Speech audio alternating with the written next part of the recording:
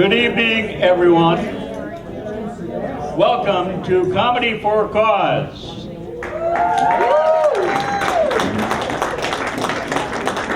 Tonight we're here to benefit two great local charities, the Mission Project with Miss Mary and We Love to Play, otherwise known as the reason for my last ulcer.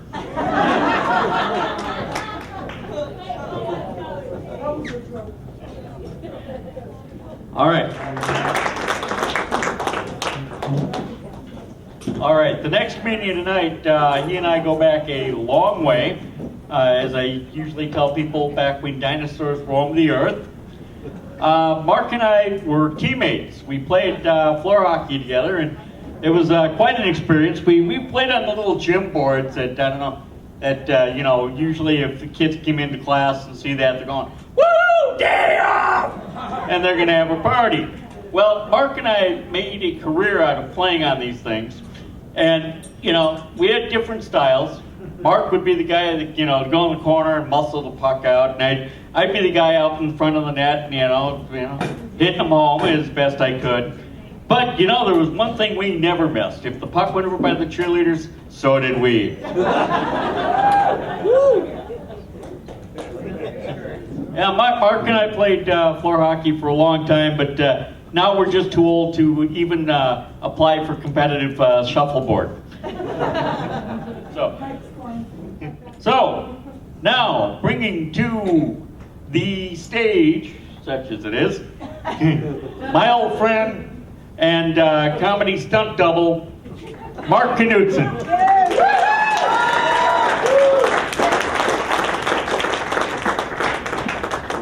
Who would have known, I guess.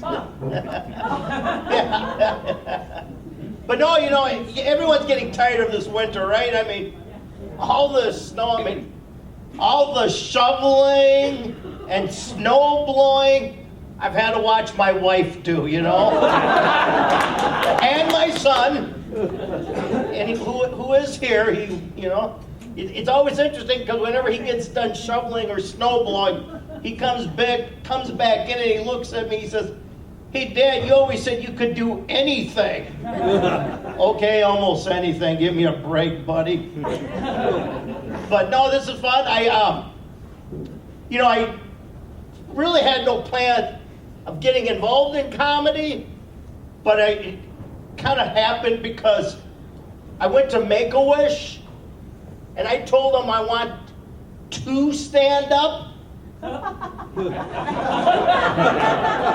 They thought, do stand up. So here I am. Like I said, my name's Mark Knudsen. I'm a stand-up comedian.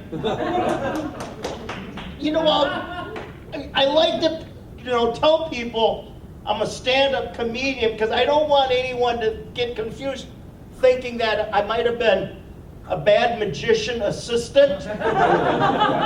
Yeah, that screwed up on that one trick involved with a box and a saw. And that's all I can legally say. Maybe Charlie was there too. I don't know, Charlie. I think we know the same guy. Right, yeah, I think we know the same guy. But no, I'm glad today, I'm glad the show was tonight on Saturday. I like to work out a lot. But today's my day off. I think you guys called leg day.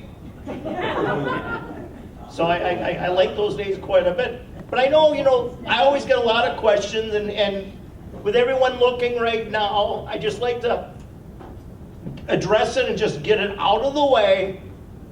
I get my hair cut at Cost Cutters.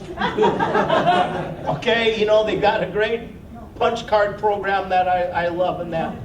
But it is interesting, I will say, when I'm out and about, I'm sure a lot of other friends here in wheelchairs run into the same situation, where you got kids that come up to you and they are curious and that. And being I'm right at their height, I just like to educate them. And all I like to do then usually is just look right in their eyes and I say, "What the hell are you talking to strangers for, damn it?" But then, you adults, let's just say, you folks aren't much better because it always cracks me up when someone will come up to me and they go, "How did you lose your legs?" I'm like, "Shit, I just had them this morning. Look around, they gotta be here somewhere." God, maybe they'll be in my other pair of pants when I get home. Now this summer I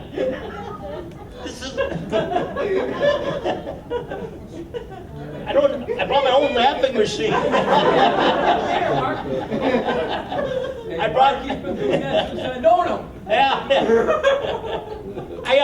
I was down by the lakes during the summertime here, and this was interesting. I had a lady come up to me, and she asked, "What kind of an accident did you have?" Just straight out, "What kind of an accident did you have?"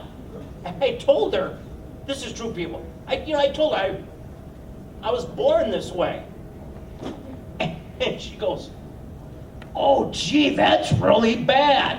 I'm like, "Yeah, really? But I mean, if you think about it, it's better being born with this, because I've saved a lot of money on socks and shoes, okay?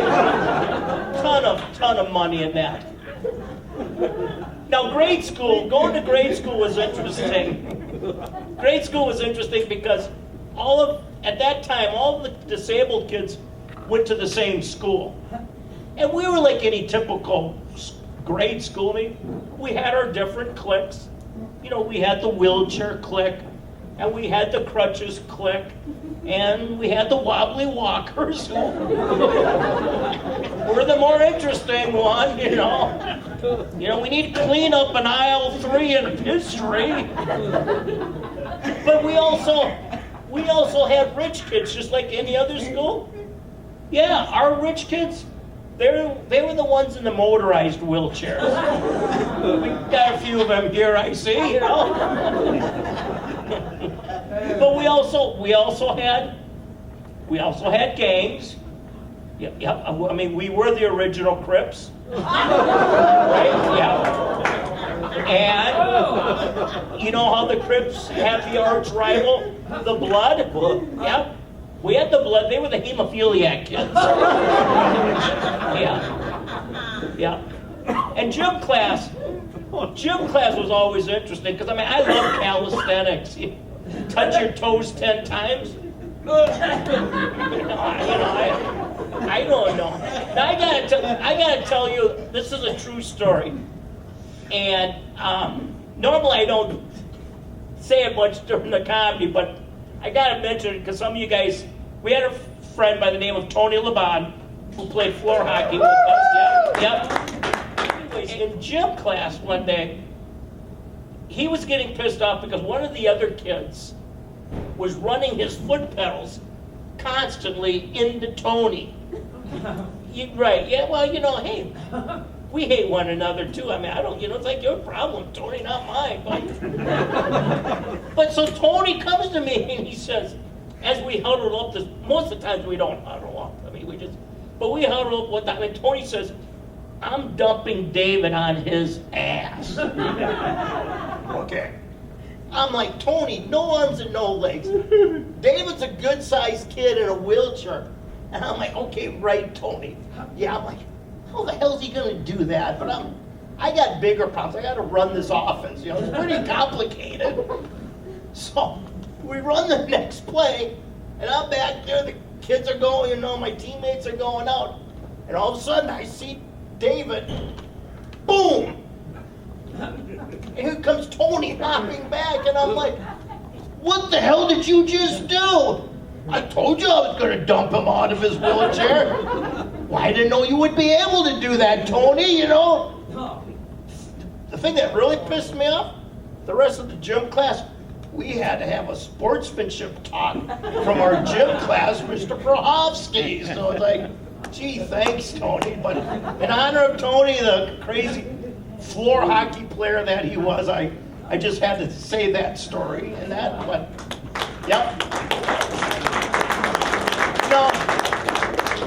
A lot of you, know Stephen Hawking's passed away like last summer and that, and a lot of people, I think, thought us disabled individuals, were saddened because Hawkins passed away. And, honestly, we really weren't, because finally someone else was going to be able to win that Disabled Person of the Year award. Right? I mean, 30 straight years.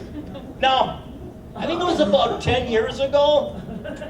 That one disabled Olympic runner, I think Blade Runner is his name, he almost won it, but he shot whatever chance he had. Okay, we'll leave it at that. I'll move on. I know, I agree. I had to get that out of my system.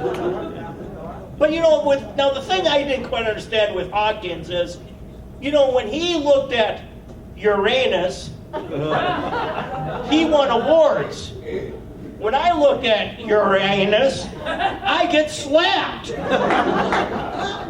Steven gets all the breaks, I guess, but hey, has anyone done this Ancestry DNA? A few of you, yeah. Me and my wife did it, and we got our results back, and hers came back like 30% German, 10% pain in the ass. Yeah, I know. I'm going to be dead tonight. I know that. The couch is already made for me, so don't worry. Mine came back 50%. Spot on, if you ask me. Now, dating for me was interesting, because whenever I went out on the first date, the lady would come, get into the vehicle, and they usually would go, "Wow, I've never gone out with a guy in a wheelchair before. What do I do?" And I'm like, "Man, my dad never told me it was going to be this easy." But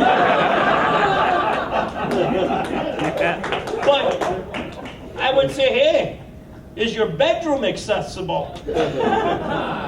And they go, "Oh, you mean steps in that?" I said, "Oh, no, not steps. I mean, I know SEAL Team 6 and Marines are good at crawling. They don't have horny disabled guy crawling." Yeah. Now, I will, a lot of you know I am married. My wife is able-bodied. I got one of those standing versions. And she's very wheelchair accessible. Yeah. She's short. I can reach everything. I'm definitely on the couch tonight now. Yeah. But, we have been married now, come May, we will have been married for 32 years. Yeah. Yep, 32 years. What I like to say is, she went handicapped and didn't go back. Yeah. Now I do have a couple kids, and I should say I'm a stay-home dad. My kids are 20 and 25. It's the best time to be staying home with, I don't know why you would stay home when the kids are younger. I never understood that concept, but leave it at that. But now my daughter, she was about 7, 8 years old, and I got an extra wheelchair when I was doing basketball. And she took that wheelchair one day when we were outside. She jumped in my other chair. And this is honestly, she just went right down the driveway. Yeah, into the street. So me and my wife had to tell her, this is not safe. You cannot be doing this. So we put the chair back, and then we had told her that. 10 minutes later, she did it again, but with her bike helmet on.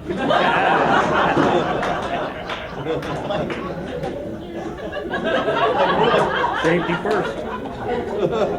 And then also, when she got her license, me and her were in the car, and she just blurbed one time when we were at a stoplight. She says, "Dad, wouldn't it be neat if blind people could drive?" Yeah? Right, Sarah? And I told her, well, they almost were able to get blind people to drive. They just haven't found a guide dog that can go 65, 70. But now, being like I said, I got 2 kids. I got a daughter and a son. And being my son is here, I do have to attack him now too. I have to go a little easier on him because he stays at home and is doing the shoveling and the snow blowing, so I can't hit him as hard.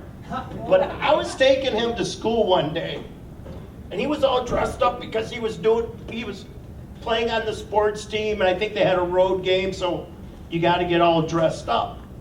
And as we were backing out of the garage, he's just shoving stuff into his backpack, and he just blurts. He says, not even looking at me, he goes, "Dad, why do dress shoes have to hurt?"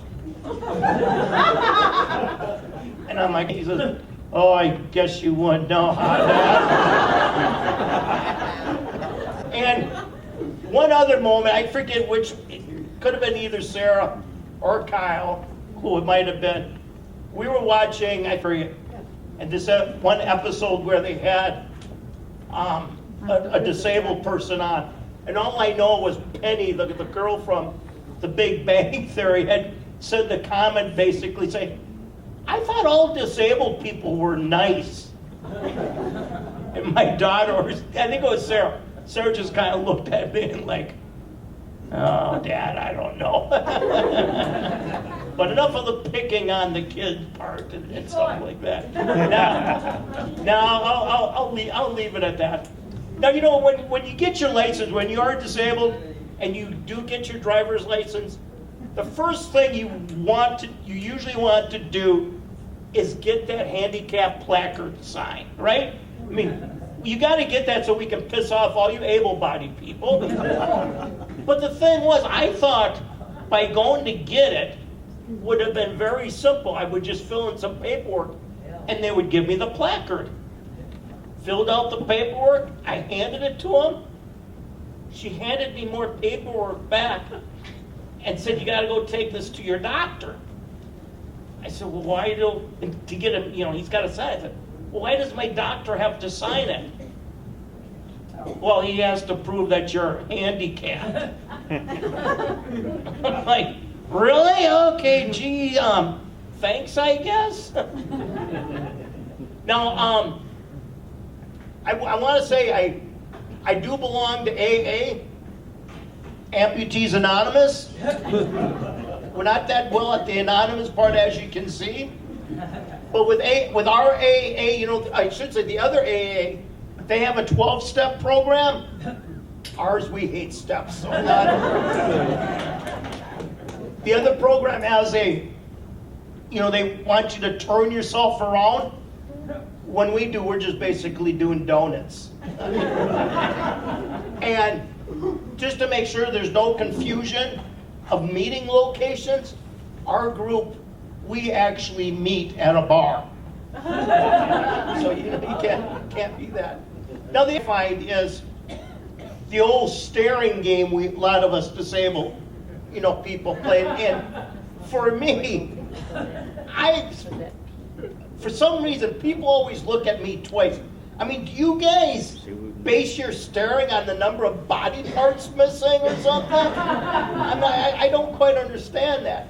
And the thing, I don't know if you guys have had this incident happen, but I always find it interesting is you can see someone from a distance, they're looking at, they're staring, but they're still walking. And you see they're about to run into something. Right. So now I have this moral dilemma. Right? You're right, pretty much. I mean, am I nice and tell that person? Or am I just an asshole and let them run into it? And most of you know me, I'm Mr. Asshole at times. Not king. There is a king asshole here, but I won't say who he is. And I think he knows who has that title. I've got a bucket list. One of the things on my bucket list is I would love to be able to just once go to a customer service desk and not see the latest gum everyone's chewing. Oh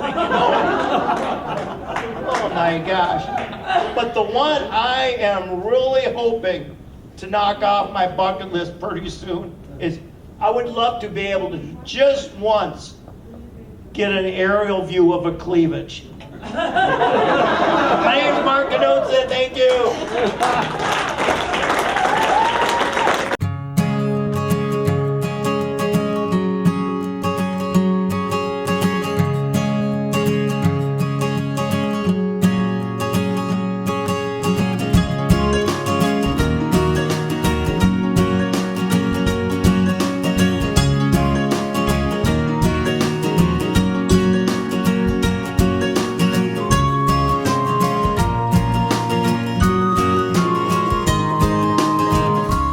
For local, even more local, CCX Media gives you the option to connect with your community on multiple levels. CCX Create welcomes you, community residents, to connect and experience television in an exciting way.